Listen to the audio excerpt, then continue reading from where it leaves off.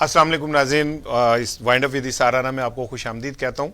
خبریں تو پاکستان میں خیر جب بھی آپ چینل آن کریں آپ کو گرم گرم خبریں ملیں گی، اور جب بھی آپ کہیں سے بھی سٹارٹ لے لیں، آپ بیچ میں سے سٹارٹ لے لیں، آپ دوپہر کو صبح شام، ایسا لگے گا کہ پاکستان میں سیاستدانوں کے درمیان ایک جنگ جاری ہے، اور اس بات سے قطع نظر کہ جو 20 کروڑ افراد ہیں وہ بھوکے مر رہے ہیں، اس بات سے قطع نظر کہ ان کے اندر اب وہ خط غربت سے مزید نیچے آ گئے ہیں، اس بات سے قطع نظر کہ بے روزگاری بڑھ رہی ہے، اس بات سے قطع نظر کہ مہنگائی بہت بڑھ گئی ہے، قوت خرید ختم ہوتی جا رہی ہے، آپ کو لگے گا کہ سیاستدانوں کے پاس صرف ایک کام ہے۔ ایک گروہ کہتا ہے کہ تم چور ہو، دوسرا گروہ اپنی چوری کو بچانے کے لیے ان پہ الزام لگاتا ہے کہ تم نااہل ہو۔ اور اس ساری گیم میں جو غریب آدمی ہے، وہ جو عام آدمی ہے، وہ پس جاتا ہے اور وہ آہستہ آہستہ مرتا جاتا ہے، لیکن اس کی طرف کسی کا دھیان ہی نہیں ہے۔ اس کی دھیان کی وجہ یہ ہے کہ وہ غریب آدمی شاید 1947 جب پاکستان وجود میں آیا، اور آیا تو وہ اس لیے ہی تھا کہ اس میں مسلمان اور خاص کر کے کمزور طبقہ جو ہے وہ خوشحال زندگی گزارے گا، لیکن انفارچونیٹلی پہلے دن سے ہی شاید وہ خواب قائد اعظم کا ہائی جیک ہو گیا، اور قائد اعظم کے انتقال کے بعد پھر جو کچھ بھی ہوا وہ خیر ایک شرمناک داستان ہے، میں اس پہ بات نہیں کر رہا۔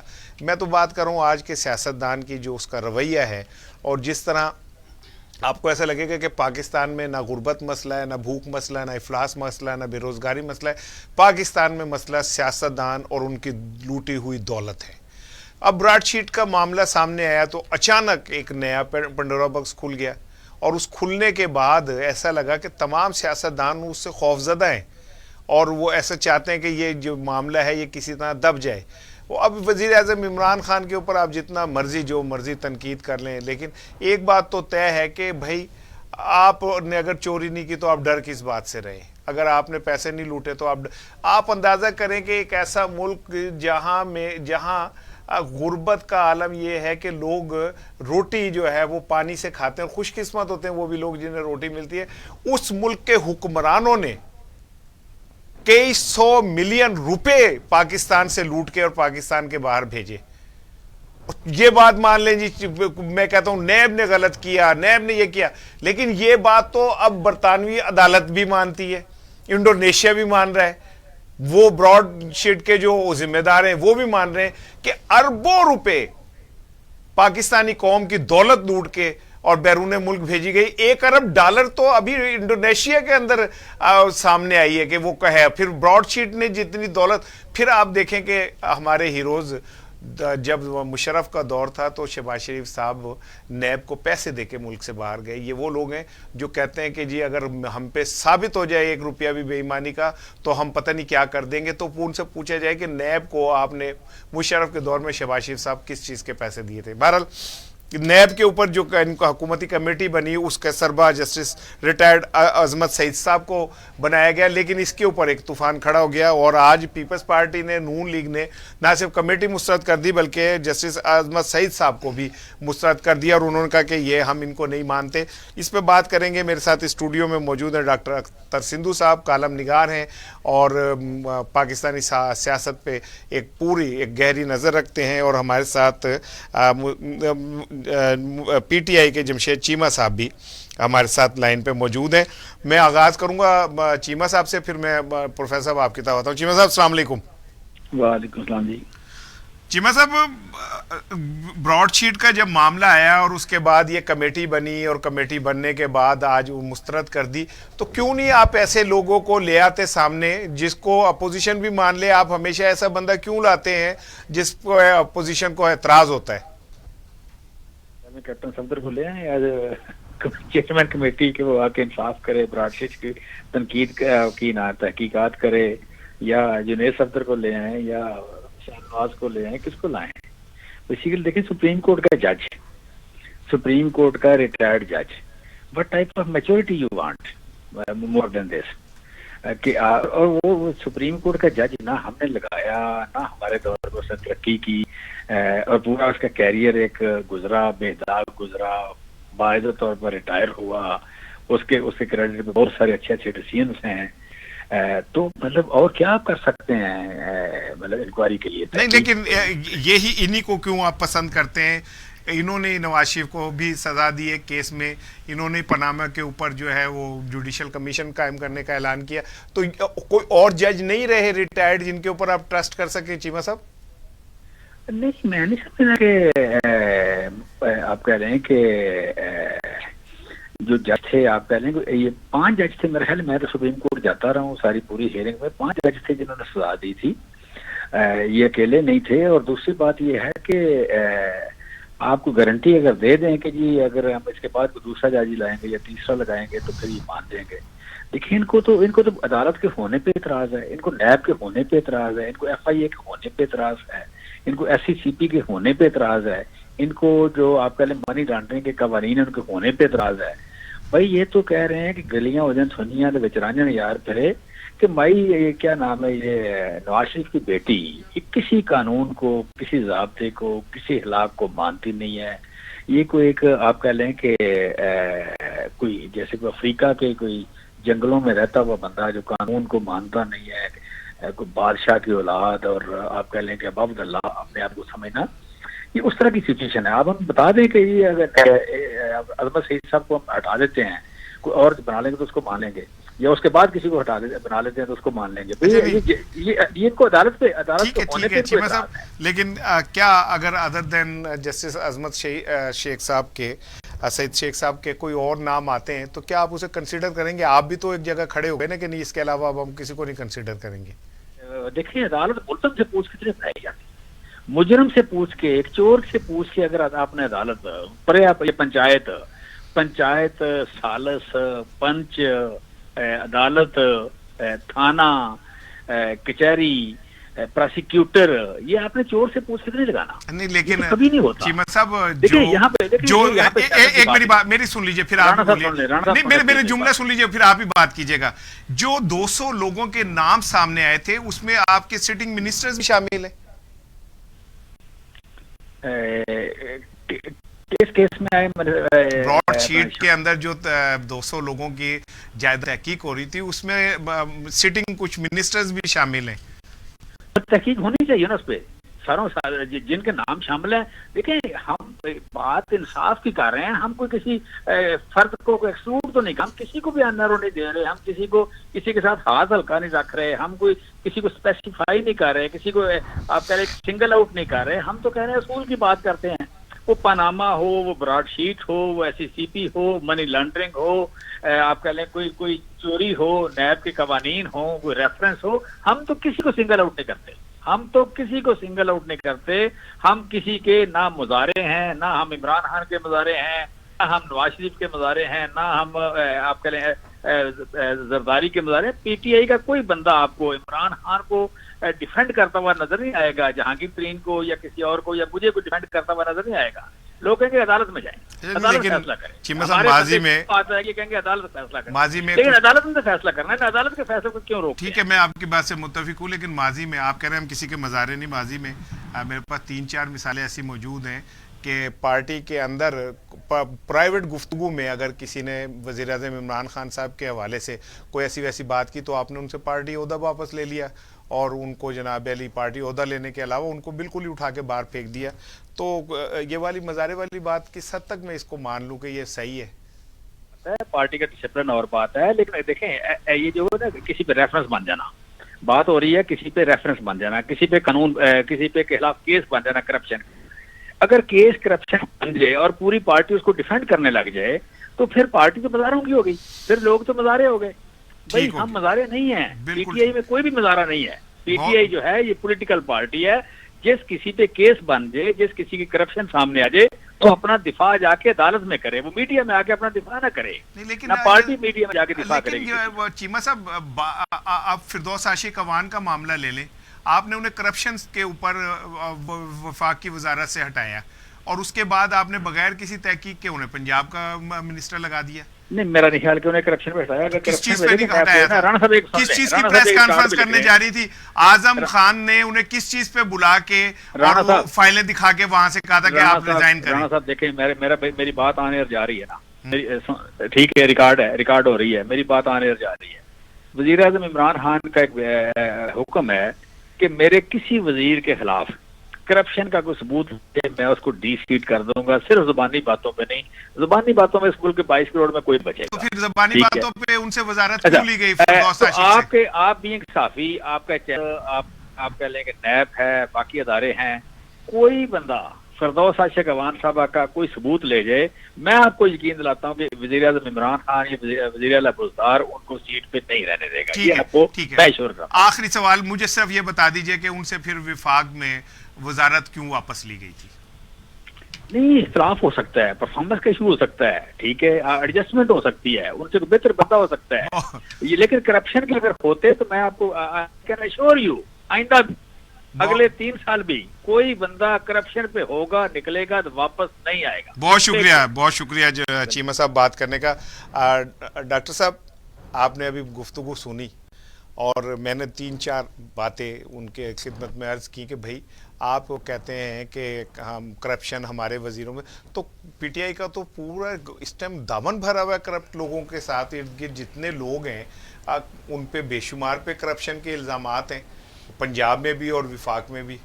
तो ये कुछ इतना मज़ेदार बात नहीं लगती कि आप अपने बंदों को तो सेफ किए जाएं और दूसरों को आप कहें कि ये चोर हैं? देखिए जी, जो चीमा साहब ने बात की, आपने बात की है, और उस पर ज़्यादा बात हुई है कि जो पॉलिटिकल एक प्रिंसिपल्स हैं पॉलिटिक्स के, वो क्या हैं? पार्टी डिसिप्लिन है, उसके लिहाज से। Is there any principle in Pakistan, sir, in politics? देखिए, जो उनका क्लेम है, क्योंकि आपने एक चीज़ को हम निगेट कर दें जबकि वो दावा कर रहे हैं, हम उसे कह दीजिए हम मानते ही नहीं है, तो ये मेरा ख्याल है कि ये ठीक बात नहीं है। वो गवर्नमेंट में हैं और गवर्नेंस का वो इश्यूज़ को लेके चल रहे हैं, और मीडिया में भी ये सारी बातें शुरू से लेके चल रही है कि गवर्नेंस के प्रॉब्लम है, और प्राइम मिनिस्टर ने ये खुद भी माना है कि गवर्नमेंट को गवर्नेंस के प्रॉब्लम्स हैं, और सब लोगों ने इस चीज़ को तस्लीम किया है। अब मसला ये है कि अगर ये जो ब्रॉडशीट के जो अजमत सईद साहब को बनाया गया है, तो उसमें उसूली तौर पे जो एक पॉलिटिकल डायनामिक्स हैं, उसमें ये होना चाहिए कि कंसल्ट कर लें अपोजिशन को, क्योंकि जो अपोजिशन का जो है नून लीग को, आप ये ना समझे कि वो सिर्फ चोर हैं, वो अपोजिशन पार्टी है, और जिस तरह गवर्नमेंट होती है उस तरह एक अपोजिशन पार्टी होती है। ये पार्लियामेंट्री जो पॉलिटिक्स का एक उसूल है।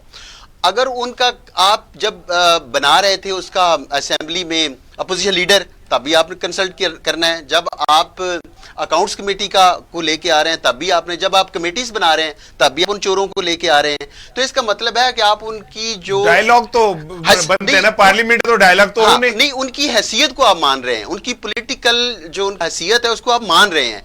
अब यहाँ पे मसला ये है कि उनको अगर आप कंसल्ट कर लें कि आप 3-4 नाम दे दें, लेकिन ये उनकी बात ठीक है कि कोई भी नाम आएगा तो वो उसको नहीं मानेंगे, लेकिन एट लीस्ट गवर्नमेंट का एक फर्ज है कि वो अगर नाम 1-2 फ्लोट कर देते तो उनकी तरफ से एक जो है वो अच्छा जेस्चर हो जाता कि जी उन्होंने किए थे 2, उन्होंने कहा था, इन्होंने नहीं माना, तो बात है। क्योंकि जो गवर्नमेंट है, यानी आप ये कह रहे हैं कि ये कमेटी बनने से पहले हुकूमत को चाहिए था कि वो पीटीआई, वो मुस्लिम लीग नून और पीपल्स पार्टी से कंसल्ट करती कि इस कमेटी की फॉर्मेशन किस तरह की होनी चाहिए। अपोजिशन को वो बिल्कुल वो कहते, प्राइम मिनिस्टर ये कहते हैं कि ये हम बनाने जा रहे हैं कमेटी, अगर आपको उसमें मेंबर या उसको हेड के लिए 2 नाम देना चाहते हैं तो हम खुले दिल से उसके ऊपर गौर कर सकते हैं, फैसला तो गवर्नमेंट ने करना है। तो बेशक उसको नाम को रिजेक्ट करते हो, क्योंकि पिछले भी आपने देखा है कि जो सारी अपोजिशन नाम देती रही है वो रिजेक्ट हो गया, जो गवर्नमेंट देती थी वो अपोजिशन रिजेक्ट कर देती थी। तो ये अल्टीमेटली गवर्नमेंट का ये प्रेरोगेटिव है कि वो उसमें अपना असर्टिव होकर डिसीजन ले ले, लेकिन कुछ जेस्चर तो अच्छे देने चाहिए ना, कि क्योंकि आपने उसको सिर्फ आप चोर की हैसियत से न लें, मेरा मतलब है कि उसको एक अपोजिशन, एक पॉलिटिकल पार्टी के तौर पे लें, क्योंकि आपने यहाँ पे जीना है। कल को आपने जो है मुमकिन है आप अपोजिशन में आए और वो गवर्नमेंट में हो। अच्छा, लेकिन प्रोफेसर बेहतर ये ना होता कि हुकूमत सुप्रीम कोर्ट चली जाती है और वहाँ उनसे दरखास्त करती कि आप इस पे कमीशन बना दें, और वो कमीशन आज़ाद होता, उस पर तो किसी राज ही नहीं हो सकता था अगर सुप्रीम कोर्ट कोई कमीशन बनाती तो। देखिए राना साहब, बात ये है, इससे उसूली तौर पे इस चीज़ को मुख्तलिफ तरीके से देखता हूँ कि जो हैं या उनके मिनिस्टर्स हैं वो अपने महकमों से निकल के दूसरी चीज़ करते हैं। एक्चुअली ये होना चाहिए कि जो हर हफ्ते जो कैबिनेट इजलास होता है, प्राइम मिनिस्टर को ये पूछना चाहिए कि अगर आप वजीर हैं फाइनेंस के या फॉरेन अफेयर्स के मिनिस्टर हैं, तो पिछले पूरे हफ्ते ने कितने प्रोग्राम किए जो फॉरेन अफेयर्स से रेलेवेंट है, اور جو مالیات کا وزیر ہے اس سے وہ پوچھنا چاہیے، وزیر خزانہ ہے، کہ آپ نے اپنی وزارت کے بارے میں کتنی جو ہے وہ آؤٹ پٹ دی ہے، کتنی نئی پالیسیز دی ہیں، کوئی خوشخبری دی ہے، کیا آپ نے ورک آؤٹ کیا ہے، پروگرامز کتنے دیے ہیں، صحافیوں کو کہاں پہ آپ نے فیس کیا ہے. جب آپ اپنے ڈومین سے نکل کے ہر کوئی جو ہے وہ چور چور کے اوپر لگ جائے گا اور پرائم منسٹر کے اوپر پھر وہی بوجھ آ جائے گا کہ وہ ساری چیزوں کو ڈیفینڈ کرتے ہیں. اب دیکھیں جتنے بھی ان کے ہوئے ہیں انٹرویوز، وہ اپنی پوری گورنمنٹ کو وہ خود ڈیفینڈ کر رہے ہیں پرائم منسٹر. حالانکہ وہ ایک لیڈرشپ، ان کا ایک سٹیٹس جو ہے پرائم منسٹر کا، ان کا یہ ہے کہ میری وزارت نے یہ کیا، میری وزارت نے یہ کیا، میرے فلاں منسٹر نے یہ کیا، لیکن وہ اس چیز کے اوپر جو ہے وہ آئی نہیں رہے. اس کو اس طرح بھی دیکھا جا سکتا ہے کہ اس سے آپ اندازہ کر لیں کہ پاکستان میں لیڈرشپ کا کتنا بڑا گیپ ہے کہ عمران خان کو اگر نکال دیں تو پی ٹی آئی میں کوئی بندہ ایسا ہے ہی نہیں جو پی ٹی آئی کا بوجھ اٹھا سکے، اور وزیر اعظم خود ہی سب کا بوجھ اٹھا کے چلتے پھرتے ہیں. اس سے آپ کو اس بات کا نہیں اندازہ ہوتا کہ پاکستان میں پولیٹیکل پارٹیز میں جمہوریت کو پنپنے نہیں دیا جاتا. یہ تو اس میں بات تو کوئی میرے خیال بات کرنے کی ضرورت نہیں ہے، ایوری باڈی نوز اٹ. لیکن مسئلہ یہ ہے کہ جو پرائم منسٹر جس طرح آئے تھے اور جس طرح اپنی اپوزیشن میں رہ کے وہ ورک آؤٹ کرتے تھے اور ایک فیکٹس اینڈ فگرز کے تحت لوگوں کو سکرین کے اوپر دکھاتے تھے، اور ہم لوگ جو ہیں وہ اس چیز کو بہت زیادہ آئیڈیلائز کرتے تھے کہ جب عمران خان پرائم منسٹر ہوں گے تو اس طرح وہ ورک آؤٹ کر کے ہر چیز کو عوام کے سامنے لے کے رکھیں گے، اور وہ کر بھی رہے ہیں. انہوں نے ساری چیزیں ڈسکلوز کی ہیں جو پچھلی گورنمنٹس میں کبھی بھی نہیں ہوتا تھا. وہ 20 سال کے بعد بلکہ جو مودرمان کمیشن رپورٹ ہے وہ انڈیا سے پہلے جو ہے وہ ڈسکلوز ہوئی. تو یہ ایسا نہیں ہوتا تھا، لیکن یہ ایسا کر رہے ہیں. لیکن اگین بات یہ ہے کہ چوری کی بات کرنا یہ سارے محکموں کا کام ہے، یہ پرائم منسٹر کا کام نہیں ہے کہ وہ نیب کو بھی وہ ڈیفینڈ کر رہے ہیں، اس کو بھی وہ ٹیک اپ کر رہے ہیں، دوسرے معاملات کو بھی وہ ٹیک اپ کر رہے ہیں. ان کے منسٹرز، ان کے محکمے یہ سارے رسپانسیبل ہیں. اگر آپ اس کو پولیٹیکل ٹرینڈز کو اگر آپ سیٹل نہیں کرتے کسی چیز کو، آپ کسی نہ کسی نے تو ایک ڈائریکشن سیٹ کرنی ہے نا. اگر وہی پرانا وہی چلتا ہے کہ یہ چور وہ مار گیا وہ کھا گیا، محکمے کس لیے ہیں؟ وہ کریں اس کو، وہ ٹیک اپ کریں، یا اس کی ریلیونٹ منسٹری جو ہے وہ کرے اس کو. آئے دن جو ہے وہ شہزاد اکبر صاحب کرتے ہیں. ٹھیک ہے، میں آپ کی بات، لیکن یہ بتائیں کہ دیکھیں نا براڈ شیٹ کا مسئلہ ہے، اور اس میں میں نے ابھی جمشید چیمہ صاحب سے بھی یہ سوال کیا کہ اس میں تو سٹنگ کچھ منسٹرز کے بھی نام ہیں جو اگر بقول ان کے جو یہ کہتے ہیں کہ جی اب مجرموں سے پوچھا جائے کہ کون ججو، تو وہ جو 200 افراد کی لسٹ ہے اس میں کچھ منسٹرز کے اور کچھ پی ٹی آئی کے لوگوں کے بھی نام ہیں. تو مجرم تو اس سائڈ پہ بھی بیٹھے ہوئے ہیں نا. دیکھیں مجرم نہیں، ملزم جو ہے نا، الزام لگا ہے. اور ابھی انہوں نے جب انویسٹیگیشن ایک کمیٹی بنتی ہے اس میں انہوں نے اپنی ڈاکومنٹیشن ہوتی ہے، اس میں اپنا پوائنٹ آف ویو پیش کیا جاتا ہے، اور وہاں پہ جب کسی کو اگر کوئی اعتراض ہے، اگر کسی کو کوئی اچھا آرگومنٹ نہیں ہے، ان کے پاس کوئی ڈاکومنٹ نہیں ہے، تو وہ کورٹ میں جا سکتا ہے. کورٹ بعد میں آتا ہے. اب یہ کمیشن بنا ہے، اس کا مطلب یہ کہ جو فیکٹس اینڈ فگرز ہیں اس کو سارٹ آؤٹ کرنا، ان کو نکالنا، اور اس کے بعد اسٹیبلش کرنا کہ ہو is responsible in this corruption, اور جو بھی کرپشن کا ہوگا وہ اس کو ریکمینڈ کرے گا. اگر کسی جگہ کے اوپر ایک ویک آرگومنٹ ہے، کوئی ڈاکومنٹ نہیں ہے اور اس کا نام شامل کر دیا جاتا ہے، تو وہ عدالت میں چیلنج کر دیں گے. ایک پروسیس ہر چیز کا موجود ہے. اگر یہ کمیشن بن گیا ہے تو میرا خیال ہے کہ جتنے بھی لوگ اس میں شامل ہیں، خواہ وہ حکومت کے لوگ ہیں، خواہ وہ کسی اپوزیشن کے لوگ ہیں، ان کو اس کو فیس کرنا چاہیے، اپنے ان کو آرگومنٹ دینا چاہیے، اس کو باقاعدہ. پیچھے بھی یہی ہوتا تھا کہ بھی آپ عدالتوں میں جا کے ثابت کریں جو آپ سے پوچھا جا رہا ہے کہ منی ٹریل کیا ہے، آپ اسی کے اوپر بات کریں. آپ دوسرا اس کو پولیٹیسائز کر دیتے ہیں چیزوں کو. تو یہاں پہ اگر آپ کمیشن کو پولیٹیسائز نہیں کرنا چاہیے. اچھا دیکھیں نا، پولیٹیسائز کی جہاں تک بات ہے، 45 دن کا ٹائم ہے اس کمیشن کے پاس. یہ 45 دن میں یہ سارا کچھ کرے گی، اور یہی وہ وقت ہے جب سینٹ کے انتخابات سر پہ آ جائیں گے. تو حکومت تو ہر چیز کو پولیٹیسائز کر رہی ہے نا. وہ تو اپنے سیاسی فائدے اٹھانے کے لیے ان کے پاس کارکردگی تک کو ہے کوئی نہیں. ان کے پاس صرف ایک حل ہے کہ وہ جتنی گالیاں دے سکتے ہیں، جتنا چور چور کہہ سکتے ہیں، جتنا ڈاکو کہہ سکتے ہیں کہتے رہیں، اور لوگوں کو اس طرف آنے ہی نہ دیں کہ وہ ان سے پوچھیں کہ بھائی چھوڑو ڈاکو چور، ہمیں بتاؤ کہ ہمیں روٹی کب ملے گی اور کیسے ملے گی. اب یہ 45 دن پھر اپوزیشن کو اس پہ رگڑ دیں گے. پولیٹیسائز تو ہر چیز ہو رہی ہے نا خود ہی. رانا صاحب، یہ جو سینٹ کا جو الیکشنز ہیں اس میں ایک تو عوام کا تعلق نہیں ہے. اس میں جو حکومت ہے وہ خود, لیکن جو پولیٹیکل پارٹیز ہیں ان کو تو ڈیفینسو آپ کر رہے ہیں نا, ان کو تو ڈیفینس پہ لے کے آ رہے ہیں نا. ڈیفینسو تو حکومت ہے اس میں, کیونکہ آپ دیکھیں کہ ایک وقت تھا کہ جب ہر بندہ یہ سوچ رہا تھا کہ عمران خان کے لیے ایک میجورٹی گورنمنٹ ہے, اس کو لیے کوئی پرابلم نہیں ہے. صدیق الفاروق صاحب نے ہمیں جوائن کیا ہے, مسلم لیگ نون کے رہنما ہیں اور سابق چیئرمین ہیں ویکیو ٹرسٹ کے. صدیق صاحب السلام علیکم. جی وعلیکم السلام ورحمۃ اللہ. صدیق صاحب, بات ہو رہی تھی براڈ شیٹ کے اوپر جو حکومت نے کمیٹی قائم کی اور جسٹس عظمت سعید شیخ صاحب کو سربراہ بنایا ہے. میری ابھی پی ٹی آئی کے کسی دوست سے بات ہو رہی تھی, تو میں نے کہا کہ بھائی اگر آپ فیئر ٹرائل کر رہے ہیں تو کیا یہ اچھا ہوتا کہ آپ اپوزیشن سے بھی پوچھ لیتے کہ بتائیں اس کا کسے سربراہ بنایا جائے. لیکن دوسری طرف سوال یہ بھی ہے کہ ایک ریٹائرڈ جج جس کی ریپیوٹ بہت اچھی ہے اپنے فیصلوں کے حوالے سے, جس کے اندر کوئی کنٹروورشل ڈیسیژن ایسا نہیں ہے, اس پہ بھی آپ یہ ٹرسٹ نہیں کر رہے سر؟ وہ تو شوکت خانم ٹرسٹ کے جو ہیں وہ بورڈ آف ڈائریکٹرز میں ہیں, نمبر 1. نمبر 2, وہ نیب کے پہلے ڈپٹی پراسیکیوٹر 2000 سے لے کے چلے آئے ہیں, پھر ان کے فیصلے ہی تو کنٹروورشل ہیں جو انہوں نے فیصلے دیے ہیں. پوری دنیا نے انہیں کنٹروورشل کہا جو نواز شریف کے خلاف انہوں نے فیصلے دیے ہیں, تو اس لیے وہ بالکل کنٹروورشل ہیں. نہیں تو جب وہ chief justice Lahore high court تھے اور وزیر اعلیٰ شہباز شریف صاحب تھے, تو تب بہت سارے فیصلے پنجاب حکومت کے حق میں بھی دیے انہوں نے. وہ محترم, ایک وقت آتا ہے نا کہ جب آخری عمر میں جب معاملات خراب ہو جائیں اور پھر ان کے تعلقات جو ہیں وہ عمران خان کے ساتھ واضح ہو گئے نا, شوکت خانم کے بورڈ آف ڈائریکٹر. آپ یہ کہہ رہے ہیں کہ جب بندہ آخری عمر میں جسٹس قیوم بن جاتا ہے, آپ جو مرضی کہیں, میں یہ کہہ رہا ہوں کہ ان کی انڈیپینڈنس یا ان کی جو ہے غیر جانبداری وہ صرف مشکوک ہی نہیں, وہ ہے ہی نہیں, وہ غیر جانبدار. اچھا, تو آپ کیا سمجھتے ہیں کہ مسلم لیگ نون کو عدالتوں سے رجوع نہیں کرنا چاہیے کہ جی دیکھیں یہ ایسا ہو رہا ہے؟ بہتر ہوتا ہے کہ یہ چیف جسٹس کو خط لکھ دیتے, تو چیف جسٹس کو کہتے کہ جناب علی آپ 2 یا 3 ججز جو ہیں ان کا ایک کمیشن بنا دیں.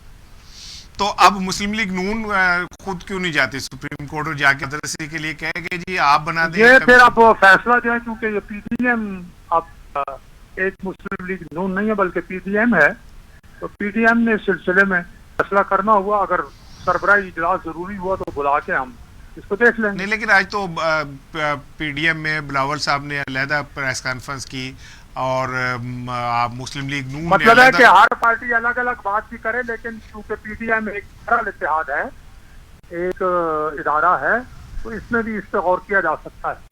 اچھا, یعنی ابھی آپ کہہ رہے ہیں کہ بڑا لیڈر نہیں ہوں, سنیں میں نے ابھی فیصلہ تو نہیں کرنا. صدیق الفاروق صاحب میں لیے تو آپ بہت بڑے لیڈر ہیں, پچھلے 30 سال سے بہت شکریہ, لیکن میں آپ کوئی جدوجہد دیکھ رہا ہوں مسلم لیگ نون کے لیے, آپ کو مارے کھاتے جیلیں بھگتتے دیکھ رہا ہوں, تو میرے نے تو آپ سے بڑا لیڈر کوئی بھی نہیں ہے. لیکن یہ ایک بدقسمتی ہے کہ آپ ان فیصلوں میں حصہ دار نہیں ہیں. آپ اس بات کو چھوڑیں, وہ شپ کا اپنا کام ہے, کس سے کام لے کس سے کام نہ لے. میں پھر یہ کہہ رہا ہوں کہ میرے پاس فیصلے کا اختیار نہیں ہے, میں بات کر سکتا ہوں. آپ کے سوال کے جواب میں نے گزارش کی ہے کہ پی ڈی ایم بھی اس معاملے کو دیکھ رہی ہے, ہو سکتا ہے پی ڈی ایم کا سربراہی اجلاس بلا لیا جائے. اچھا, یعنی آپ سمجھتے ہیں کہ اس معاملے پہ پی ڈی ایم کا سربراہی اجلاس ہو سکتا ہے آنے والے چند دنوں میں؟ جی. اچھا ٹھیک. اور اگر پھر بھی آپ سمجھتے ہیں کہ صدیق الفاروق صاحب آپ کا تجربہ کیا کہتا ہے, اگر حکومت نہیں مانتی اور وہ تو نہیں مانے گی, آپ دیکھیں گے یک طرفہ, دیکھیں میں آپ سے عرض کروں, یک طرفہ فیصلے ہوتے رہتے ہیں. یہ تو ہم انسان ہیں, لوگ اللہ کی نہیں مانتے, اللہ کے رسول کی نہیں مانتے, چلتے چلے جاتے ہیں, پھر انجام جو ہوتا ہے وہ آپ کو پتہ ہے. اچھا, یعنی آپ یہ چاہ رہے ہیں کہ یہ پھر ایک یک طرفہ فیصلے کا سا ماحول بن جائے تاکہ آپ کسی زندگی کے کسی موڑ پہ جا کے کہیں؟ ہم کچھ نہیں چاہ رہے, ہم یہ چاہ رہے ہیں کہ ایسا کمیشن بنے جس پر سب کو اعتماد ہو. یہ ہمارے چاہنے کی بات ہے. نہیں, سب کو اعتماد سے مراد کیا ہے کہ جس پہ آپ اعتماد کریں سب وہی اسے تسلیم کیا جائے. نہیں, صرف ہماری بات نہیں ہے, اب میڈیا پہ بھی باتیں آ رہی ہیں ان کے حوالے سے, جسٹس صاحب کے حوالے سے لوگ اپنی رائے دے رہے ہیں, تو انڈیپینڈنٹ نہیں ہے نا یہ. اچھا ٹھیک. صدیق صاحب ہمارے ساتھ لائن پہ رہیے گا. اختر سندھو صاحب ہمارے ساتھ ہیں, ڈاکٹر اختر سندھو صاحب. سندھو صاحب, صدیق الفاروق صاحب کی آپ نے ایک بات سنی, اور جو میں محسوس کر رہا ہوں وہ کہ اس معاملے میں بھی دونوں فریق آمنے سامنے کھڑے ہیں اور وہ ایک دوسرے کی مانیں گے. تو کیا ہی اچھا ہو کہ ان میں سے کوئی ایک فریق جو ہے وہ سپریم کورٹ سے رجوع کر لے, یا سپریم کورٹ خود اس کے اوپر سو موٹو ایکشن لے کے اور اس معاملے کو ٹیک اپ کر لے, تاکہ کسی فریق کو یہ موقع نہ ملے کہ شاید یک طرفہ احتساب ہو رہا ہے. رانا صاحب, یہ آپ دیکھیں کہ بدقسمتی ہے کہ جو ہمارے جو پولیٹیشنز ہیں یہ کسی ادارے کی طرف جاتے ہیں اور اس کے بعد پھر اسی ادارے کو سوالیہ نشان بنا دیتے ہیں کہ انہوں نے فیصلہ ٹھیک نہیں کیا. کیا پارلیمنٹ نہیں ہے موجود؟ آپ کسی پارلیمنٹ کی بات کریں, جو پولیٹیشنز کو تو کم از کم پارلیمنٹ کی بات کرنی چاہیے کہ اس چیز کے اوپر آپ ایک اجلاس بنائیں اور اس کے اوپر کوئی کمیٹی یا کوئی فیصلہ کر لیں. پہلے اپنی جو ہے وہاں پہ ان کا کنسنسس زیادہ ہو سکتا ہے, وہاں زیادہ پاسبلٹی ہے پارلیمنٹ کی بالادستی جاتے ہیں, لیکن کبھی پارلیمنٹ کی بات نہیں کرتے اور سارے جو ہے وہ جاتے ہیں کہ ادھر عدالت چلے جائیں, ادھر چلے جائیں, اور اس کے بعد اسی کے بھی فیصلے کو نہیں مانتے. صدیق الفاروق صاحب, کیوں نہیں پارلیمنٹ جاتے؟ پارلیمنٹ جب ہم کہتے ہیں سپریم ہے تو ہم وہاں کیوں نہیں جاتے, اور پولیٹیشین اس پلیٹ فارم کو کیوں نہیں طاقتور کرتے؟ سر, پارلیمنٹ میں وزیر اعظم اپوزیشن کے ساتھ بیٹھنے اور ہاتھ ملانے کا روادار نہ ہو, opposition leader of the opposition اور وزیر اعظم کے درمیان ٹاکنگ ٹرمز نہ ہوں. وزیر اعظم اپوزیشن کہے کرونا پہ ہم اکٹھی پالیسی بنانا چاہیں, وزیر اعظم ایڈریس کر کے اٹھ کے چلا جائے کہ میرا اور کوئی ضروری کام ہے, تو ایسے میں پارلیمنٹ میں کوئی اتفاق رائے ہو سکتا ہے؟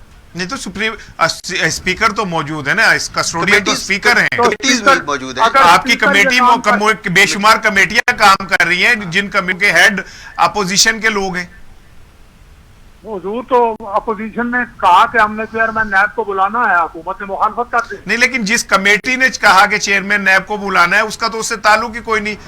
وزارت اطلاعات کی کمیٹی کا کیا تعلق چیئرمین نیب سے؟ میں گزارش کر رہا ہوں وہ یہ ہے کہ اگر پارلیمنٹ کا مطلب اوپن اور پھر پارلیمنٹ کی سبجیکٹ یا سب کمیٹی کی بات آپ کر رہے ہیں, تو پہلے اس معاملے پہ راضی تو کوئی اور ادھر کرنے والا, پھر جتنا لمبا کرتے چلے جائیں گے یہ لمبا ہوتا چلا جائے گا. دوسری بات یہ ہے کہ معاملات جو ہیں وہ ان کے جن چیزوں کے براڈ شیٹ کے علاوہ کہ فارن فنڈنگ کیس ہے, فارن فنڈنگ کیس پہ بھی بات کر لیتے ہیں کہ بھائی جو 14 اکاؤنٹ آئے ہیں متنازع, ہم مانگ رہے ہیں ان کے حقائق ہمیں دیجیے, یہ تو پبلک ڈاکومنٹ ہو گیا, یہ تو پبلک کا ریکارڈ ہو گیا, وہ نہیں دے رہے. ادھر وزیر اعظم اعلان کر رہا ہے کہ جناب علی اس کو بیٹا پہ اس کا ٹرائل کرتے ہیں, اور ادھر ان کا وکیل جا کے درخواست اسی دن دے رہا ہے کہ نہیں جناب علی اس کو تو ان کیمرہ کرنا ہے.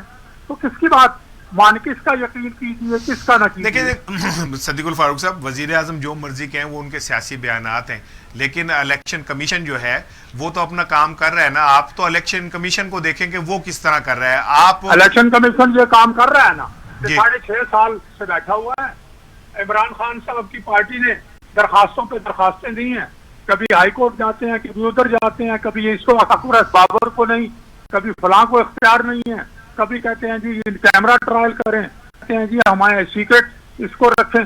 تو پھر یہ سارے رویے دیکھ لیں 6.5 سال. ٹھیک ہے صدیق الفاروق صاحب, میں نے بریک پہ جانا ہے, بس ایک سوال آپ سے کہ کیا وجہ ہے کہ تمام اداروں پہ آپ یقین ختم ہو گیا؟ آپ کہتے ہیں جی الیکشن کمیشن بھی کام نہیں کر رہا, عدالتیں بھی غلط فیصلے کر رہی ہیں, کمیٹیاں بھی کام نہیں کر رہی, تو یہ سسٹم کیسے چلے گا سر؟ میں آپ سے چھوڑتا ہوں کہ آپ بطور جرنلسٹ یہ بتائیں کہ کیا سپریم کورٹ کے بہت بڑے جج صاحب نے یہ نہیں کہا کہ عدالتوں پر دباؤ ہے؟ کیا عدالتوں کے فیصلے جو آئے ہیں نیب کے خلاف اس کے متعلق نیب کے کردار کا کوئی تعین ہوا؟ کیا اور بہت سے جو معاملات ہوئے ان پر عمل درآمد ہوا؟ الیکشن کمیشن میں کیا ہوا؟ وہ واؤڈا کا کب سے کیس چل رہا ہے, کیا کر رہا ہے الیکشن کمیشن؟ ٹھیک ہے صدیق الفاروق صاحب, بالکل میں بطور صحافی میں یہ سمجھتا ہوں کہ یہ دباؤ تو بہت عرصے پہلے بھی ہے, جب ایک چیف جسٹس بریف کیس کے اندر میں اس وقت کی بات کر رہا ہوں جب جس وقت میری سن لیجیے نا, یہ تو کوئی آج کوئی پہلی دفعہ ہو رہا ہے. جب ٹیلی فون کے اوپر یہ کہا جاتا تھا کہ بھئی یہ مرضی کا میرا فیصلہ ایسے کر دیں, جب ایک جج اس بریف کیس میں نوٹ لے کے پشاور پہنچ جاتا تھا ججوں سے ملنے کے لیے, تو یہ تو سر پرانی گیم میں چل رہی ہے. بات یہ ہے کہ جو آپ بطور اینکر کے یا تو پارٹی بنے یا انڈیپینڈنٹ بات کریں. میں تو آپ سے سوال پوچھ رہا ہوں. ایک لمحہ وہ جو بریف کیس پہنچ کے لے کے گیا تھا وہ آپ اس کے گواہ ہیں. تاریخ گواہ ہے. کیا چیز کون سی چھپی ہوئی ہے؟ کیا آپ کو نہیں پتا کہ جسٹس سجاد کے خلاف کس طرح وہ سارا کچھ کیا گیا؟ انہوں نے تردید کر دی ہے. ابھی اس جج نے تردید کیا کہ وہ غلط بات ہے. اچھا، آپ اس بات کی بھی تردید کریں گے کہ جس طرح ان کو فیصلہ کرنے سے روکا گیا وہ بھی ایک آئیواش تھا، جھوٹ اس تھا؟ کو فیصلہ کر کے آپ کو یہ معلوم ہے کہ سجاد علی شاہ جو تھے وہ جونیئر تھے. تو کس نے بنایا تھا انہیں سینئر؟ کس کے دور میں سینئر انہیں سینیورٹی دی گئی تھی؟ ٹھیک ہے، ایک پرائم منسٹر کے دور میں ہوئے، پھر اس لیے وہ ہٹ گئے. پوری عدالت نے فیصلہ کر دیا. صدیق الحق صاحب جی ویلکم بیک. ناظرین، اب بات کریں گے امریکہ کے حوالے سے. جو بائیڈن صاحب آ گئے انہوں نے آتے ہی بڑے انقلابی فیصلے کیے. بہت سارے جو ڈونلڈ ٹرمپ کے فیصلے تھے ان کو نل اینڈ وائڈ کر کے، اور مسلمانوں کے لیے کچھ تھوڑی سی اچھی خبریں جو ہیں وہ وہاں سے آ رہی ہیں. لیکن پاکستان کے لیے ایک جو بڑا اہم ترین بات ہے وہ یہ کہ جو بائیڈن کی جو کابینہ ہے اس میں انڈین نژاد لوگوں کی تعداد بہت زیادہ ہے، اور ان کا انفلوئنس جو ہے وہ جو بائیڈن پہ بہت زیادہ نظر آتا ہے. لیکن ماضی میں اگر دیکھیں تو جو بائیڈن کے پاکستان کے ساتھ تعلقات اتنے برے نہیں رہے. ہم نے ان کو سول ایوارڈ سے نوازا، پاکستان کے سب سے بڑے سول ایوارڈ سے نوازا، اور ظاہر ہے اس بات پہ نوازا تھا کہ انہوں نے پاکستان کے لیے اس دور میں اچھا کام کیا، اچھے پاکستان کے لیے خیالات رکھتے ہیں. لیکن اب دیکھنا یہ کہ بطور president of America, president of U S A, اب وہ کیا کرتے ہیں؟ کیونکہ امریکنز جتنے مرضی اچھے ہو جائیں، جو مرضی ہو جائے، پتہ ایسے لگتا ہے کہ پاکستان سے کوئی ان کے کوئی پاکستان کا پیر ان کے کسی دم پہ آیا ہوا ہے کہ وہ ہمیشہ پاکستان کو استعمال کرتے ہیں، اور استعمال کرنے کے بعد پاکستان کو ذکر پہنچانے کی کوشش کرتے ہیں. اس پہ گفتگو کریں گے. ڈاکٹر صاحب آپ کیا سمجھتے ہیں؟ سارا دن پنجابی بول کے تے او ذرا نا منہ دا سواد جڑا ہے نا او تبدیل کرن لئی نا ایک آدھا جملہ پنجابی بول کے تھوڑا جہا چاہیے اور بولنا بھی چاہیے. تو اچھا، آپ کیا سمجھتے ہیں کہ دیکھیں بائیڈن نے آ کے مسلمانوں کے اوپر تھوڑے سے اقدامات کیے، سفری پابندیاں جو لگی ہوئی تھی، اس طرح کے کچھ معاملات کو کیا، لیکن ایسا لگتا ہے کہ وہ جو مسلمانوں اور امریکہ کے درمیان کھچاؤ ہے وہ پتہ نہیں کس طرح کم ہوگا. یہ کر پائیں گے کہ نہیں بائیڈن؟ رانا صاحب، جو امریکہ کی پالیسی ہے وہ شروع سے لے کے بہت واضح پالیسی ہے، جو ان کے جو جارج واشنگٹن جو فیئر ویل ایڈریس میں کلیئر کر کے گئے تھے کہ امریکہ کا نہ تو کوئی مستقل دوست ہے اور نہ کوئی مستقل دشمن ہے، بلکہ اس کا جو قومی مفاد ہے وہی اس کا دوست ہے اور وہ دشمن ہے. جہاں اس کے ساتھ اس کا مفاد جڑا ہوگا وہ وہاں پہ دوست ہے، جہاں پہ وہ اس کا مفاد اس کے اگینسٹ جائے گا، وہ کسی بھی ملک کا، وہ فوراً اس کو ریئیکٹ کرے گا، وہ اس کا دوست نہیں ہے. یہ ہمیشہ انہوں نے پروو کیا ہے، اور یہ ان کی پالیسی کو ڈھکی چھپی نہیں ہے، یہ بہت واضح ہے. اب جو بائیڈن کی جو پاکستان کے ساتھ جو پیچھے جو جتنی بھی افیلیشن رہی ہے اس کے ساتھ، دیٹس فائن. لیکن آپ دیکھیں کہ اس وقت سیناریو کیا بنا ہوا ہے جو ورلڈ افیئرز کا.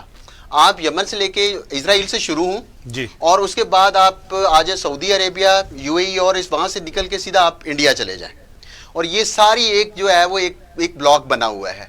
کیا جو بائیڈن یا اسٹیبلشمنٹ وہاں پہ، کیونکہ جو بائیڈن کا ایک اپنا نظریہ ڈیموکریٹس کا، لیکن جو وہاں کی جو پالیسی میکنگ ہے وہ اس کی اسٹیبلشمنٹ ہے، اور اسٹیبلشمنٹ کی جو ٹرمپ ایک عرصے بعد ایک ایسا پریزیڈنٹ آیا تھا جس نے اسٹیبلشمنٹ سے ذرا ہٹ کے لیا. تو آپ دیکھیں کہ اسٹیبلشمنٹ چونکہ چیز کو پسند نہیں کی، انہوں نے فوراً یو ٹرن لے لیا. یہ ہمیشہ جو ہے یو ٹرن جو ہے یہ امریکن پالیٹکس کا یہ ورڈ ہے کہ وہ یو ٹرن لے لیتے کہ یہ پالیسی مجھے پسند نہیں ہے.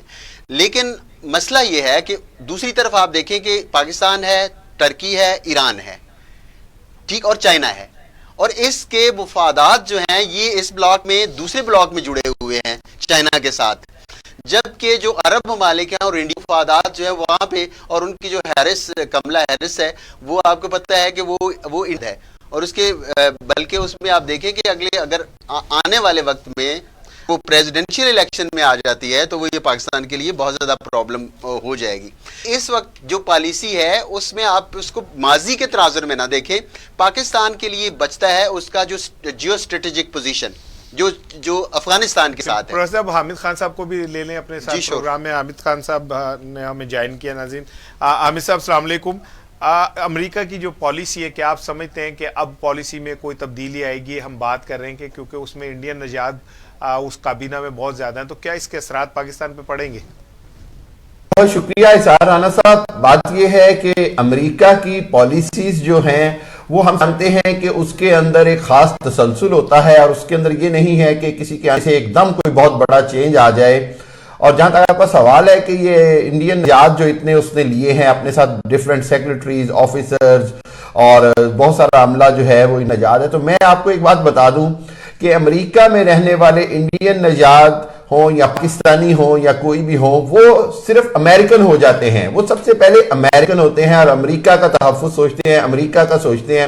اور اس سے انکار نہیں کہ انڈین لا تھوڑا بہت اثر انداز ہوگی، ہو سکتی ہے، لیکن میں نہیں سمجھتا کہ کوئی بہت بڑا وہ اثر ڈال سکیں گے، جبکہ جو بائیڈن جو ہیں وہ خود کچھ معاملوں میں اپنی انتخابی مہم کے دوران بڑا واضح کہہ چکے کہ کس طرح ان کو تحفظات تھے کشمیری میں ہونے والے جو ظلم ہیں اور انسانی حقوق کے جو معاملات ہیں اس کے اوپر انہیں اپنی تشویش کا اظہار کیا. پھر اس کے بعد وہ جو سٹیزن امینڈمنٹ ایکٹ آیا اور RC بل آیا انڈیا میں اقلیتوں کے خلاف، تو اس کے خلاف بڑا واضح طور پہ ایک اسٹینڈ سا لیا تھا جو بائیڈن صاحب نے، اور میرا خیال ہے کہ یہ اس کو کنٹینیو کریں گے اور تھوڑا بہت اثر ہوگا. بدقسمتی ہے پاکستان کی کہ کوئی بہت زیادہ کوئی پاکستانی اس طرح لابنگ نہیں کرتے ہیں ایکٹیو پولیٹکس میں اور بہت اوپر نہیں آ پاتے.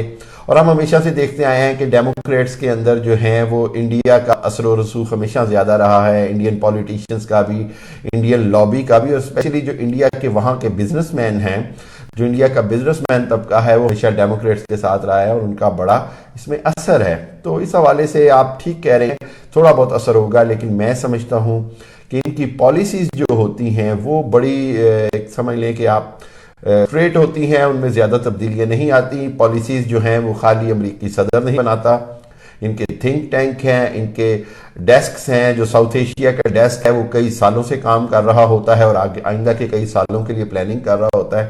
تو اس حوالے سے بہت بڑی تبدیلی نہیں آئے گی، بلکہ مطلب جس طرح آپ کہتے ہیں کہ پاکستان کے لیے، تو میں ٹرمپ کے مقابلے میں جو بائیڈن کا آنا پاکستان کے لیے بہتر شگون سمجھتا ہوں، نیک شگون سمجھتا ہوں. آگے دیکھیے کہ کیا ہوتا ہے.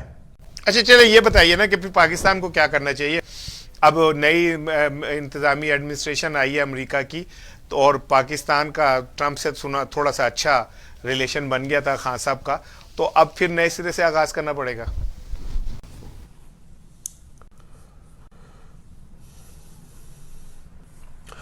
جی، پاکستان کی مشکلات دیکھیے، میں سمجھتا ہوں کہ پاکستان نے ایک بڑی واضح لائن لے لی ہے اب پاک امریکہ تعلقات کے حوالے سے، اور وہ یہ ہے کہ پاکستان نے بڑا دو ٹوک اور واضح یہ امریکہ کو باور کرا دیا ہے کہ ہمارے مفادات اور ہمارے جو آئندہ فیوچر ہے وہ چائنا کے ساتھ ہے. چین کے ساتھ ہمارے تعلقات اچھے ہیں، چین کی طرف ہی ہماری دوستی بڑھے گی، چین کے ساتھ ہمارے جو ہے مزید روابط بڑھیں گے.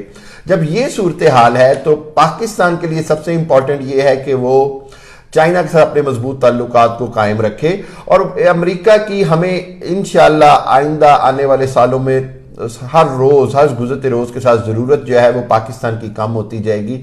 امریکہ کی طرف سے آپ بہت کبھی بھی پر امید نہ رہیں. امریکہ پاکستان کے لیے کبھی بھی بہت زیادہ آپ سمجھ لیں کہ بہتر یا فیوریبل نہیں ہو سکتا.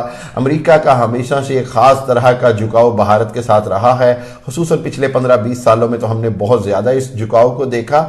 تو اس حوالے سے پاکستان کے لیے بہتر یہی ہے کہ پاکستان اپنی جو خارجہ پالیسی ہے اس کو خطے کے حساب سے ترتیب دے، چائنا کا رول اس میں دیکھے اور ایران کا رول دیکھے، سعودی عرب کے ساتھ تعلقات اچھے ہوں، اور خطے کے حوالے مشکلات جو ہیں پاکستان کی 3 ہی مشکلات ہیں امریکہ کے ساتھ. ایک ریشن سپورٹ فنڈ کا دوبارہ سے اجرا، ایک F-16 کا معاملہ ہے، اور ایک FATF سے پاکستان کو نکالنے میں امریکہ مدد کر سکتا ہے. لیکن میں سمجھتا ہوں کہ چونکہ بھارت کا بہت اثر رہا ہے ٹرمپ کے دور میں ہم نے دیکھا، تو FATF کے حوالے سے میرا خیال ہے ابھی پاکستان کے لیے تھوڑا مشکل وقت رہے گا. لیکن یہ ہے کہ یہ یقین ہے کہ بھارت اس میں کامیاب نہیں ہوگا کہ پاکستان کو اللہ نہ کرے بلیک لسٹ میں ڈلوا سکے. جہاں تک بات ہے مزید مشکلات کی تو کولیشن سپورٹ فنڈ جو ہے وہ میرا خیال ہے کہ پاکستان کا کسی نہ کسی شکل میں بحال ہو جائے گا. افغانستان سے جو ہیں وہ ٹرمپ جو انخلا چاہتے تھے اس کو میرا خیال ہے جو بائیڈن پورا کریں گے, اور پاکستان جو ہے وہ امریکہ کی ضرورت ہے افغانستان کے انخلا کے حوالے سے. افغانستان میں امن کے لیے اور انٹرا طالبان ڈائلاگ کے لیے, انٹرا افغان ڈائلاگ کے لیے, امریکن اور طالبان کے ڈائلاگز کے لیے پاکستان کا جو رول ہے اور پاکستان جو رول ادا کیا ہے اس سے کوئی انکار نہیں کر سکتا. اچھا سر, آخری سوال, میرا پروگرام کا وقت ختم ہو رہا ہے, میں حامد صاحب آپ سے کرتا ہوں, پھر میں پروفیسر صاحب کی طرف آتا ہوں. 150 سالہ تاریخ میں پہلی دفعہ ہوا ہے کہ جانے والے صدر نے آنے والے صدر کا استقبال نہیں کیا, فوج طلب کرنی پڑی, مظاہرے ہوئے, بندے مر گئے, پولیس والے بھی مر گئے. تو کیا آپ کو نظر آ رہا ہے تصادم بڑھے گا؟ میں کوئی پرتشدد مظاہرے یا اس طرح کے حالات بن جائیں کہ فسادات شروع ہو جائیں تو امریکہ کے مطلب اس طرح کی پیشن گوئیاں تو واقعی جو ہیں وہ ڈرانے والی بھی ہیں امریکہ کے لیے. لیکن میں یہ کہوں گا کہ امریکہ میں نظام بہت مضبوط ہے, اس لیے ان کی کوشش ہوگی کہ وہ اس طرح کے معاملات کو ہینڈل کر لیں. لیکن پھر وہی بات میں کہوں گا کہ ٹرمپ بھی بعید نہیں. ٹرمپ نے اقتدار میں رہتے ہوئے اتنے سرپرائزز دیے ہیں کہ ان کے اقتدار باہر جانے کے بعد بھی سرپرائزز آنے کم نہیں ہوں گے. باقی دیکھتے ہیں کہ کیا ہوتا ہے. بہت شکریہ حامد خان صاحب ہم سے بات کرنے کے لیے. پروفیسر صاحب وقت ختم ہو رہا ہے, آپ سے آخری سوال میں کر رہا ہوں, آپ وائنڈ اپ کریں. کیا آپ سمجھتے ہیں کہ آنے والے دنوں میں پاکستان کی مشکلات بڑھیں گی, پاکستان کے لیے بہتر ثابت ہوں گی؟ دیکھیں یہ پاکستان اپنے آپ کو کتنا ریل آتا ہے کہ جو امریکہ کی خواہش ہیں. فار ایگزامپل انہوں نے کل یہ بات کی ہے کہ جو ہمارے پاس لشکر طیبہ ہے یا اس طرح کی جو جن کو پرانی پرانی باتیں, لیکن ان کی پالیسی میں تو آ گئی نا, نئی گورنمنٹ کی کلیئر ہو گئی کہ وہ کس طرح سوچ رہے ہیں.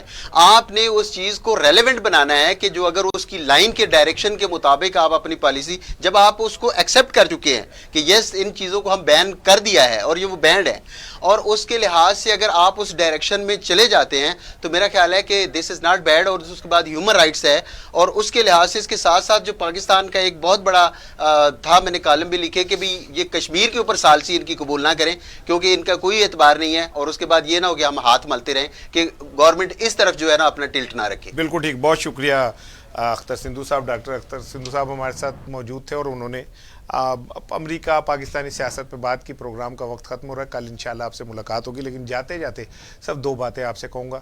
ایک بات تو یہ کہ آج کی ہماری گفتگو میں نے پی ٹی آئی کے رہنما سے بھی کی اور نون لیگ کے رہنما سے بھی کی. آپ کو اندازہ ہو گیا ہوگا کہ وہ کتنے ہارڈ لائنر ہیں.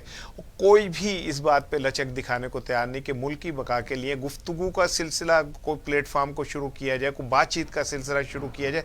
کب تک ہم یہ چھوٹے بچوں کی طرح, ناراض بچوں کی طرح ایک دوسرے کو دور سے منہ چڑھاتے رہیں گے, اور کب تک ایک دوسرے چھوٹے بچوں کی طرح ایک دوسرے کو منہ میں گالیاں دیتے رہیں گے؟ ملک اس لیے نہیں بنا کہ آپ اپنی لڑائیاں جو ہیں وہ اس پلیٹ فارم پہ لڑیں. ٹی اے ڈی اے بھی عوام سے لیں, پیسے بھی عوام کے کھائیں, تنخواہیں بھی عوام کی لیں, مراد بھی عوام سے لیں, اور عوام ہی بھوکے مرتے رہیں. آپ بھی سوچئے گا اس بات کو, ایسا کیوں ہے کہ ہم ہر دفعہ ایسے لوگوں کو منتخب کر لیتے ہیں جو آج کے جا کے ہمارے خوابوں کے قاتل ثابت ہوتے ہیں, اور ہمارے چھوٹے چھوٹے بچوں کے بھی کسی حد تک قاتل ثابت ہوتے ہیں. اپنا خیال رکھیے گا, کل انشاءاللہ ملاقات ہوگی. السلام علیکم.